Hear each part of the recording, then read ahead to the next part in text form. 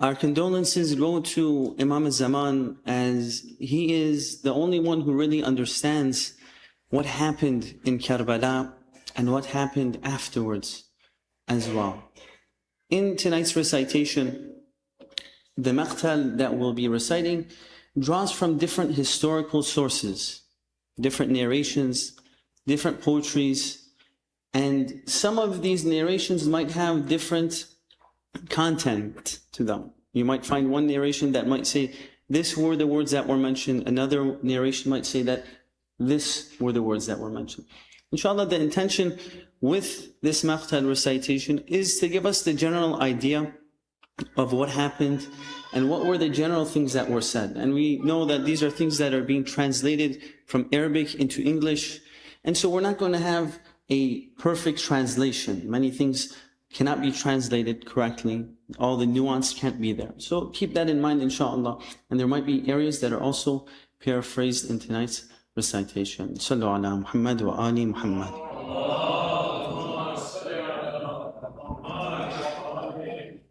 Bismillahir Rahmanir Rahim.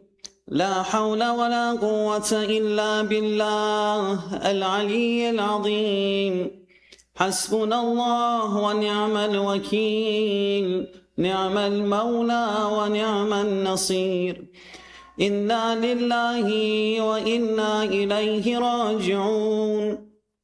عظم الله أجورنا وأجوركم بسيدنا ومولانا أبي عبد الله الحسين عليه السلام، وجعلنا الله وإياكم من الطالبين بثأره بين يدي الإمام المنصور المؤيد المهدي من آل محمد.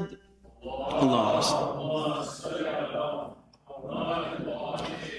السلام عليك يا أبا عبد الله وعلى الأرواح التي حلت بفنائك وآنخت برحلك.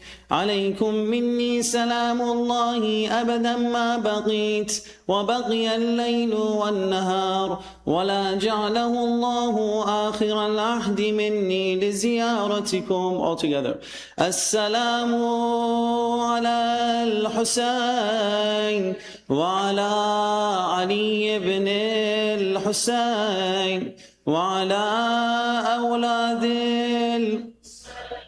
وعلى أصحاب الحسين. لبيك داعي الله لبيك يا حسين. إن كان لم يجبك بدني عند استغاثتك ولساني عند استنصارك، فقد أجابك قلبي وسمعي وبصري. فلئن أخرتني الدهور وعاقني عن نصرك المقدور، ولم أكن لمن حاربك محاربا ولمن نصب لك العداوة مناصبا، فلأندونك صباحا ومساء ولأبكين لك بدل الدموع دما. لبيك داعي الله لبيك يا حسين. The following is the narration of the Maqtal of Imam Hussain, of the Arbaeen after Imam Hussain, the journey of his companions and his family, and their entrance into Sham and their return into Karbala. On the 1st of Safar, in the year 61st after Hijrah, the family of the Prophet were made to wait at the gates of Sham for a number of hours. Kulthum tells Shimr ibn al-Jawshan that, "O Shimr, I have two requests for you." He says, "What is it?" She says to him, "Allow us to enter the land of Sham, but through a gate where there aren't many bystanders, for we aren't used to being seen by this many people. And as for my second request, it is that you take these heads that are on spears away from us." Shimr, as if with an act of defiance and opposition, said, "I will do neither. I will make all of you ladies enter from the same gate so that everybody can see you, and I will keep the heads of your beloved on the spears next to you." When they entered Sham, the people began to abuse the daughters of Rasulullah sallallahu alayhim. People began to insult the granddaughters of the Holy Prophet. Some began to hurl artifacts towards them. Some pelted them with stones. Some poked them with their spears. A man poured boiling water on the turban of Imam Zayn al-Abideen alayhi salam. When they entered Sham, they entered through the door, the Bab known as Bab Tuma, and they were taken towards the gates of Damascus. As they were there, waiting at the gates, a Syrian man approaches Imam Zayn al-Abideen alayhi salam. He says, I thank Allah who killed your family and your household. All praises is due to Allah who cut off the horns of sedition and continued to insult them. Imam Zayn al-Abideen alayhi salam waited for him to finish. Then he said, oh man, have you read the Holy Quran? To which he said, yes. He said that, have you read the ayah in the Quran that says, قُلْ لَا أَسْأَلُكُمْ عَلَيْهِ أَجْرًا إِلَّا الْمَوَدَّةَ فِي الْقُرْبَى. Say, I do not ask from you anything except love for my nearest kin. He said, yes. Imam said that we are that nearest kin. He said that, oh man, have you read the verse in the Holy Quran that says, وَآتِ ذَا الْقُرْبَى حَقًّا, that to give the nearest kin their right. He said that, oh Imam, yes, I have read this in the Holy Quran. Imam tells him that we are this nearest kin. He said to him that, oh man, have you read the verse in the Holy Quran that says, إِنَّمَا يُرِيدُ اللَّهُ لِيُذِيبَ عَنْكُمُ الرِّجْسَ أَهْلَ الْبَيْتِ وَيُطَهِّرَكُمْ تَطْهِيرًا.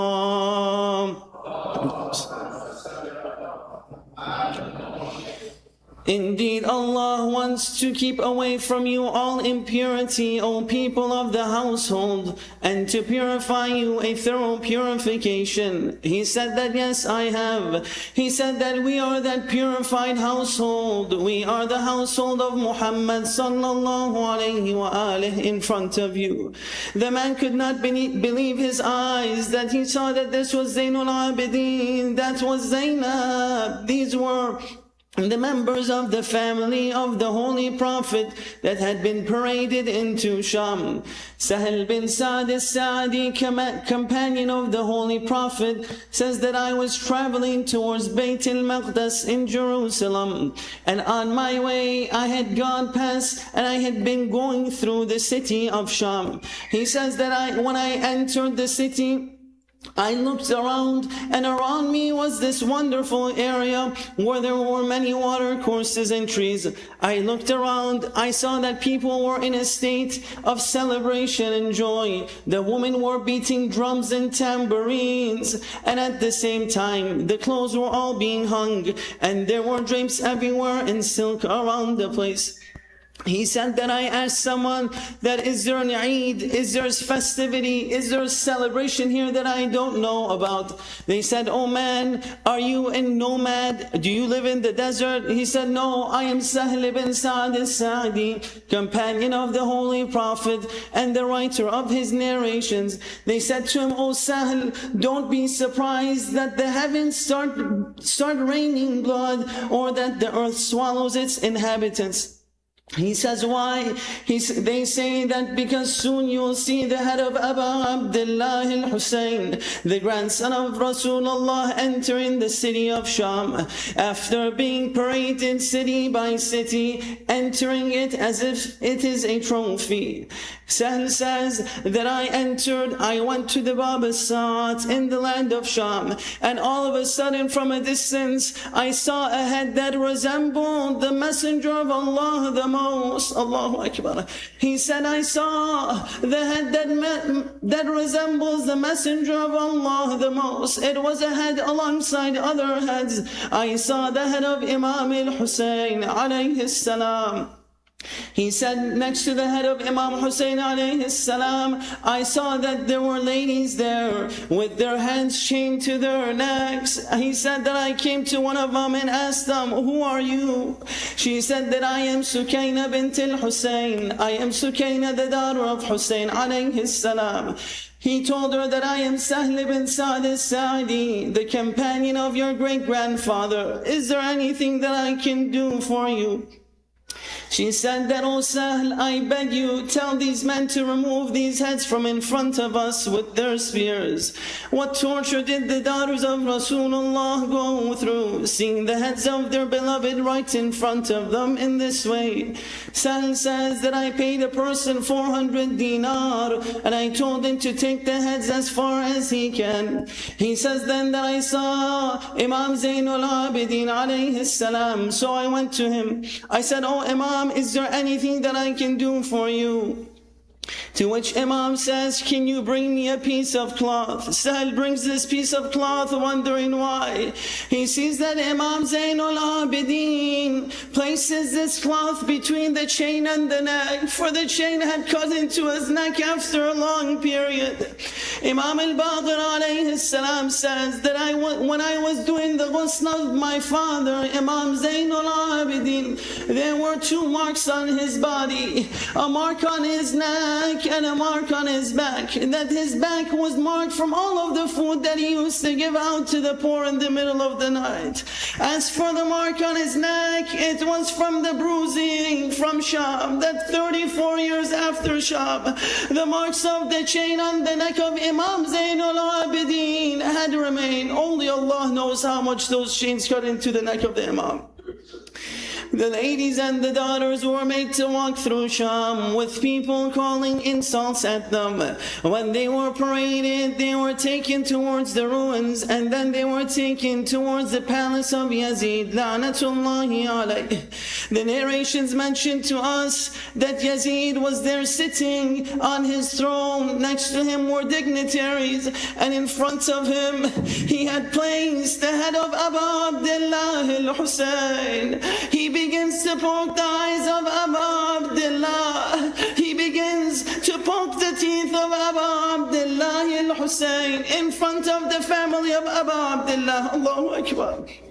A companion of the Holy Prophet by the name of Abu Baraz al-Aslami says that I was in Sham during that time, and I called out, "Oh Yazid, how dare you do this? I saw the Messenger of Allah kiss the very lips that you're poking with your stick. How dare you do such a thing when you know that this is the grandson of the Holy Prophet?"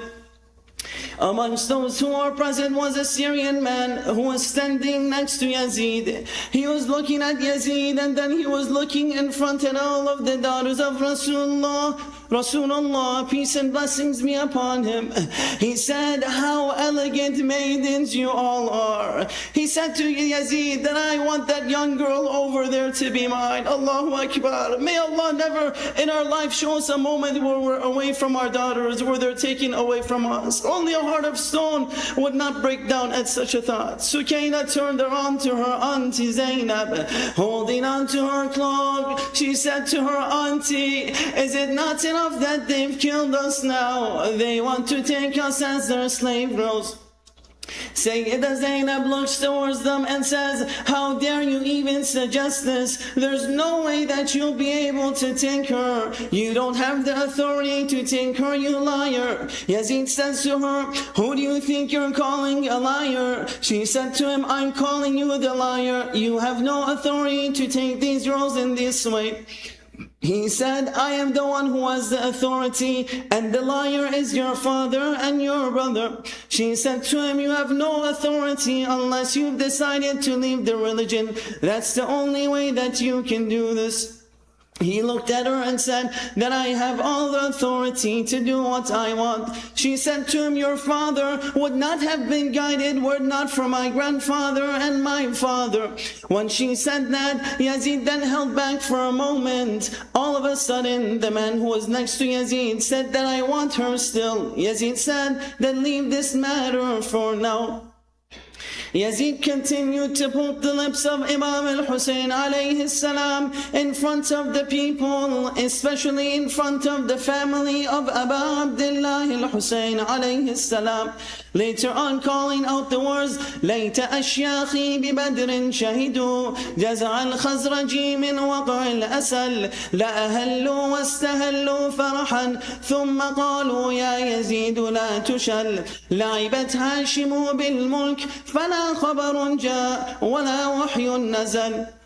If only my forefathers who fell at Badr had witnessed the panic of the Khazraj at the thrust of the spears, they would have cried out and rejoiced with delight, then said, O Yazid, may your hands never wither, may they never be paralyzed. The clan of Hashim merely played with kingship. There was no divine message, nor any revelation. Yazid at this moment is looking around. He sees Imam Zayn al-Abideen alayhi salam in front of him. Yazid tells him, all praise is due to Allah who killed your father. Imam Zayn al-Abideen alayhi salam responds that may God curse the killer of my father. Yazid got up to strike him, but Imam said, if you turn around to strike me, then who will be there for these ladies to escort them back to their home? For there is no one who is mahram except myself. Yazid at that moment held back, seeing that the people were around him, witnessing what was taking place. Where earlier the people of Sham were angry at the captives, slowly they were beginning to cry for the captives. Yazid turned around towards Imam Zayn al-Abideen and said, O Ali ibn Hussain, how therefore do you view what has now taken place? Imam said to him, this was God's decree that was decided before the creations of the heavens and the earth. Yazid turns around to his advisors and said, what do I do with this man? What do you think I should do? They said, then what do you do with a dog that is the son of a rabid dog? Imam Zayn al-Abideen here remains calm at this moment. He said to him that allow me to say some words. Yazid said to him, go ahead, but don't utter anything absurd. He said to him alayhi salam that this is not the place for uttering absurdities, nor is it befitting of us. Imam alayhi salam says that, oh Yazid, there's a difference between your advisors and the advisors of Pharaoh. He says that what's the difference? He said that the advisors of Pharaoh were the ones that when Pharaoh asked them, what should I do to Aaron and Moses? They said to him, give them respite and the children of Israel. Whereas your advisors tell you that you should kill the family of the Prophet of Allah. Yazid to him, and why is there a difference between my advisors and the advisors of Pharaoh? Imam alayhi salam says that Pharaoh's advisors were all of legitimate in their birth, whereas your advisors are born out of wedlock, because only a person born out of wedlock could be the one who advises someone to attack and to kill the offspring of the Prophet of Allah. At that moment, Yazid knew that the words of Imam Zayn al-Abideen were changing the emotions of the people. Imam Zayn al-Abideen turned around and said, allow us to speak. Yazid for that moment said no and made them go towards a certain area in the ruins of Sham. The next day when they were awoken, they were taken again to the palace of Yazid, amongst them Zaynab alayhi salam. When Zaynab came in front of Yazid and in front of his dignitaries, she wanted to utter a sermon to make everybody aware of the position of the captives and the prisoners. She came forward and said, all praise is due to Allah, Master of the worlds, and peace and blessings be upon his Prophet. And Allah was right when he said, evil will be the end for those who committed evil, because they rejected our communications and used to mock them. O Yazid, do you think that God has made you honorable and made us contemptible, now that in your beliefs you've blocked the earth's zones and the heavens' horizons, and you've left no solution for us? You crow with victory, thinking that now you have got our government, and now that you have our full control over us, get off your high horse. Have you not read in the Quran when Allah says, let not those who disbelieve think that our granting them respite is good for their souls. Rather, we grant them respite so that they may add to their sins, and for them is a painful chastisement. O Yazid, O you whose father was freed by my grandfather, is it fair that you place your wives and daughters behind the curtain, while the daughters of Rasulullah have nothing to cover them? Is it fair that you disgrace us and unveil our faces, so everyone can see us, from the stranger to the acquaintance, from the noble to the ignoble, while there is none to defend us? How can I hope for sympathy and compassion from someone whose grandmother chewed the liver of the nobles and was born from the flesh of the martyrs? You boast about your disbelieving ancestors, wishing that they were present so that they could see what you had done. You don't consider yourself a sinner over this mortal blow and this mortal act. You've shed the blood of the progeny of Abdul Muttalib, the heavenly stars on earth. However, we'll be patient, since soon you'll be joining them, and at that time you would have wished that you had become paralyzed and dumb, so that you would not have said what you had said, and you had not done what you had done. O Yazid, you have actually pierced your own skin and have turned your own flesh. Soon you'll meet the Messenger of Allah with your crime of spilling the blood of his descendants and your act of violating the sanctity of his family and relatives. At that time, Allah will unite them, and their separation, avenge those who oppress them, and take their right from their enemies. So do not let your act of killing them fill your excitement. But O Yazid, know one thing, that do not count on those who have died in this way of Allah as being dead. Rather, they are alive, receiving sustenance from the Lord. Enough for us is that Allah is the judge, Muhammad is the supporter, Jibreel is our friend. O Yazid, although the plight has made me speak to you, I find speaking to you of little value, but I find scolding you great. Therefore I'll continue scolding you. The eyes are tearful and the heart is sorrowful. How ironic is it that the party of Shaitan, the members of the party of Allah, are killed by the members of the party of Shaitan. Our blood drips from your teeth and from the pores. O Yazid, however hard you try, you'll never be able to obliterate our love and our memory from the hearts of the people. Your idea is nothing but wrong. Your days are numbered, and your gathering will soon disperse. The day when the herald will announce, Ala la'natullahi ala al-zalimin. Verily the curse of Allah is upon the oppressors. Then she thanked Allah for what took place, and asked Allah to give recompense to the martyrs who lost their lives. Having completed this speech, Yazid at that moment was in a state of anger, because the people of Sham, was this Zaynab or was this Ali? Was this the granddaughter of Rasulullah here, who has been brought into this land? Who is this lady of eloquence? After that, Imam Zayn al-Abideen requests from Yazid, allow me to say something. Yazid at that moment tried to reject, but some of his advisors said to him, let the man speak, he's a captive. What can he say? Yazid said that you don't know this family. In one sermon they can destroy the family of Abu Sufyan. But he ended up letting the Imam speak and telling him, go ahead, say what you want to say. Imam Zayn al-Abideen alayhi salam said, allow me to ascend these few pieces of wood, so I may say that which may please Allah, and that which may also bring a spiritual reward to the listener of my sermon. Imagine this, that Imam Zayn al-Abideen is in the middle of Sham, amidst the people who hate Amir al-Mu'mineen alayhi salam. He stands there, defends Amir al-Mu'mineen. He starts by praising Allah, and how short and how limitless this world is, and how many empires have fallen before Yazid.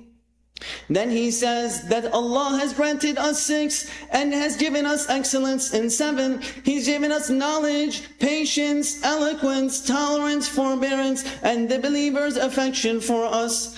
And he has given us excellence in 7, and that from us is the chosen prophet, and from us is the truthful Ali, and from us is the one who flies with wings, and from us is the lion of God and the prophet, and from us is the chief of the women of the world, and from us are Hassan and Hussain, and from us is the Mahdi of this ummah. Those of you who know me, know me. Those of you who don't, let me tell you who I am. O people, I am the son of Mecca and Mina. I am the son of Zamzam and Safa. I am the son of the one who carried the corner of the Kaaba with edges of his cloak. I am the son of the best who performed Tawaf and Sa'i. I am the son of the best who performed Hajj and recited the Talbiyah. I am the son of the one who was carried up on the Buraq through the heavens. I am the son of the one who was taken on the night journey from the sacred mosque to the furthest mosque. I am the son of the man who led the angels in prayer. I am the son of the man who was taken to Sidrat al-Muntaha. I am the son of Muhammad al-Mustafa.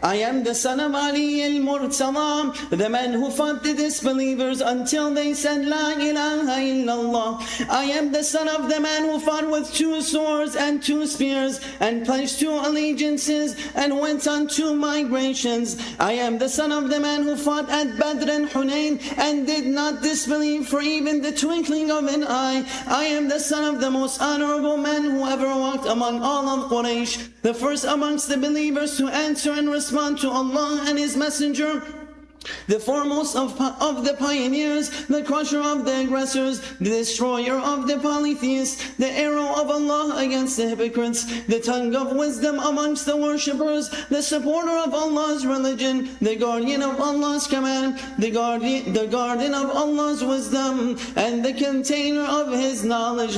Amongst the Arabs, He was their master. In battle, He was their lion. He inherited the 2 great sacred stations, and He was the father of the 2 grandsons, al-Hassan and al-Hussain. That is my grandfather, Ali ibn Abi Talib. I am the son of the one who was deemed as the most foremost of the one, the heart of Rasulullah and the chosen Fatima al-Zahra. I am the son of the person killed unjustly, the son of the one whose head was severed from the back of the neck. I am the son of the one who was thirsty till the last moment. I am the son of the one who was abandoned in Karbala. I am the son of the one whose blood soaked in the dust. I am the son of the one who was slaughtered in Karbala. I am the son of the one whom the angels of the heaven cried. I am the son of the one whom the jinn in the earth and the birds in the sky willed. I am the son of the one whose head was paraded on the spear. I am the son of the one whose family was made prisoners from Iraq to Sham. The Imam continued saying, I am, until the people erupted in weeping, and Yazid feared the outbreak of unrest and consequences that would bring no good for him. The Imam alayhi salam's address had produced an intellectual upheaval, since the Imam had introduced himself to the people of Damascus and made known to them what they had been ignorant of. In that moment, Yazid tells and interrupts the Imam and orders for the adhan to be recited. The mu'adhin goes up and says, Allahu Akbar, to which the Imam says, you have made great the Great One, who cannot be measured and cannot be perceived by senses. There is nothing greater than Allah. Then he says, Ashhadu an la ilaha illallah. My hair, my skin, my flesh and my blood bear witness to the oneness of Allah, said the Imam.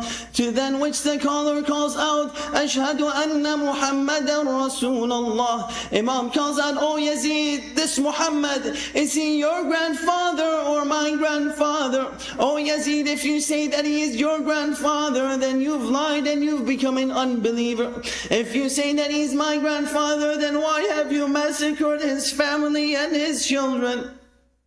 Yazid at that moment knew that this was going to be a difficulty for him. He knew that a decision would have to be made very soon. For the people of Sham were beginning to turn against him because of these sermons. The family of Ali Muhammad were taken again to the ruins that night. Many of them thought that is there a possibility that we go back to our homes anytime soon. The younger of the daughters, some of them were asking again and again, when can we go home? That night, one of the daughters woke up in a state of anguish. She calls out to her auntie Zaynab, I want to see my father, Abu Abdullah. Let me see my father. I want to see him now next to me. Auntie Zaynab turns around and tells her that your father is on a journey. She said to her, but I saw her in my dream saying that come towards me. Her cry of anguish woke up an already temperamental Yazid. Yazid at that moment when he woke up, he said to his guards that what is that noise? What are those screams that I'm hearing? Why can I not sleep? They said to him that that is Hussein's daughter. He said that what does she want? They said to him that she wants to see her father, Abu Abdullah. He said, very well, then let her see her father. They placed the head of Imam Hussain in a box and they send it towards the ruins. Imagine the scene that this daughter is talking to her auntie Zaynab, and then all of a sudden that box comes in. She says that, oh auntie, I'm looking for my father. I'm not hungry. Why is it that they send me food? When the box came to her, she opened the box. Then she saw the holy head of Abu Abdullah in front of her. She falls on her father's head and says, Father, Father, Father, who severed your head from your body? Father, Father, Father, who drenched your beard with all that blood? Father, Father, Father, who is all for all of the orphans after you? All of a sudden that voice gets lower and lower until no more. Imam Zayn al-Abideen says, Inna lillah wa inna ilayhi raji'un. He turns around to his auntie Zaynab and says, go bring the lady so she can perform her ablution, so she can wash her. The nurse comes in, she takes the young girl and left, but came back shortly after and asked the question that breaks our hearts. Was this girl ill when she died? Allahu Akbar. Was this girl ill when she died? Sayyida Zaynab says that no, she was not ill. She said that what are all of these blue marks around her body? Imagine the heart of Rabab hearing these lines and the heart of the rest of the ladies of Ali Muhammad. At that moment the Imam replied to the lady by saying, these are not the marks of illness. These are the bruises from the whips of Shimr and his men. Imagine your daughter being whipped one way and the other. Yazid knew that his power was in trouble. He knew that shortly he would have to allow them to leave. Even his own family started to turn against him. So he goes to Imam Zayn al-Abideen and says, ask me what you want, I'll give it to you. Imam says that what you took from us, you can never give back to us. Yazid said, tell me what you want. He says that allow us to return home to Medina, but let us go via Karbala. Yazid sends to Nu'man ibn Bashir, father-in-law of Maqtal al-Thaqafi, that, oh Nu'man, escort them and make sure they go to their home towards the land of Madinah, whichever of the routes they want to take. The family of the Holy Prophet then gathered and began their painful journey back to Madinah via Karbala. One by one they wanted return back to their beloveds, the ones who they saw martyred in front of them, so that they were able to perform their ziyarah. One daughter wanting to see her father, one mother wanting to see her son, all of them heading back towards Karbala. Atiyya al-Awfi narrates that I set out for Karbala with Jabir ibn Abdullah al-Ansari, the companion of Rasulullah, to go and and visit the grave of Imam Hussain. He says that Jabir told me to take him to the banks of the Furat. He goes to the banks of the Euphrates. He does a ghusl. He takes out a pouch which had some of the sound perfume. He perfumed himself, then wore his clothing. He began to mention the names of Allah repeatedly. And then he said, take me to the grave of Hussain alayhi salam. Atiyya says that I took him towards the grave of Imam Hussain alayhi salam. When we reached the grave of Abu Abdullah, Jabir shouts a line 3 times, a line that comes from all of our hearts, and then we should say all together. He says 3 times, Hussain, Hussain, Hussain, with Jabir, Hussain, Hussain, Hussain, Habibun la yujibu Habiba. Why is it that the beloved does not respond to the call of his lover? But how can you reply when your jugular vein has been severed from your throat and your head has been separated from your body? Atiyya al-Awfi then said to him, oh Jabir, come near to me. I see people coming from a distance. Let's make sure that we hide, for it may be the soldiers of Ibn Ziyad coming back towards Karbala. So they both go aside until they realize that these are not soldiers, but this is rather the family of Rasulullah coming back to look for their beloveds. The first of them to come back was Imam Zayn al-Abideen alayhi salam. Imam looks to Jabir and he looks to Atiyya, and then he begins to open up to Jabir at that moment. He said to him, Jabir, where were you? Where were you when they slaughtered our men? Oh Jabir, where were you when they cut off the right and left of Abu Fal? Oh Jabir, where were you when they trampled on the bodies of our beloved ones? Oh Jabir, where were you when they came towards the head of my father as he laid there on the ground? Oh Jabir, where were you when they began to hit the ladies of Al Muhammad? Oh Jabir, where were you when they severed the heads of our beloved ones? Oh Jabir, where were you when the horses trampled on the body of my father? Oh Jabir, where were you when they began to slap the daughters of Rasulullah? The Masa'ib of Imam Zayn al-Abideen to Jabir breaks our hearts every year. The Imam took the head of Imam Hussain. He takes his head and goes to the grave of Imam Hussain alayhi salam. He opens up the graves and he places the head next to the body, and then he hears a faint voice, the baby, place the baby on my chest, and his neck, place his neck on my neck. Don't you know, my son? Don't you know that the heat of the arrow hurts me until now? The Imam began to place the heads one by one, and the ladies began to go towards their beloved one by one. Imagine Rabab going towards her baby's grave. One goes to her baby's grave, one goes out to the grave of Qasim. Qasim, where are you, my Qasim? One lady looks for her 6-month-old baby. She wants to sit there and just say, I want to quench your thirst. I have water with me now. Another went towards her son and said, I just want to hug you one more time. And another calls out, where is my Akbar? Let me go next to Akbar's body. Allahu Akbar. I leave this all for the lovers of Zaynab alayhi salam. If Akbar's mother went to him, Rabab goes towards hers, Ramla goes towards hers, Imam Zayn al-Abideen goes to his father. But where is Zaynab? Where is Zaynab alayhi salam headed?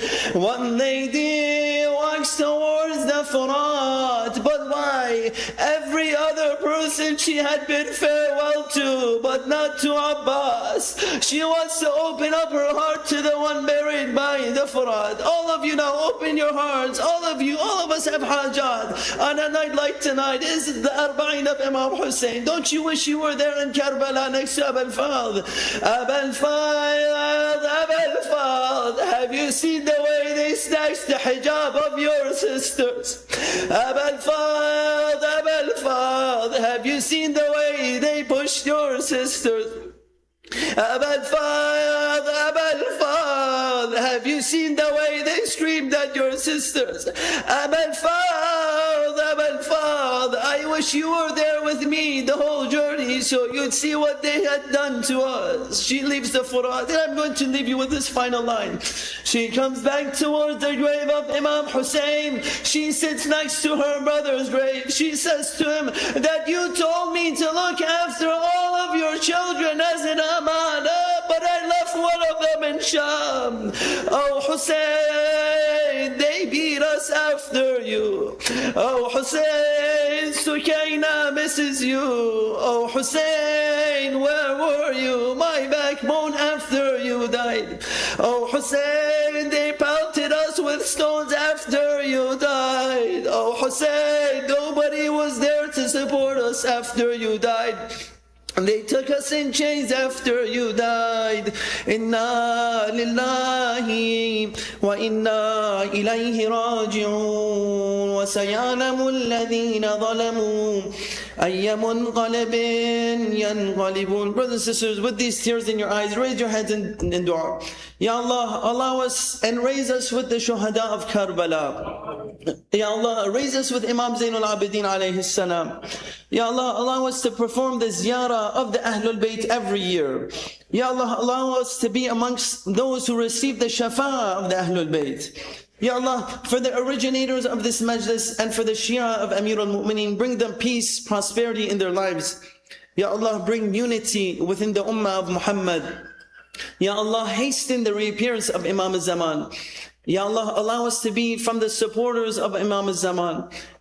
And oh Allah, allow us and hasten the reappearance and allow us to do this commemoration with Imam al-Zaman. وآخر دعوانا والحمد لله رب العالمين. يا حسين يا حسين يا حسين.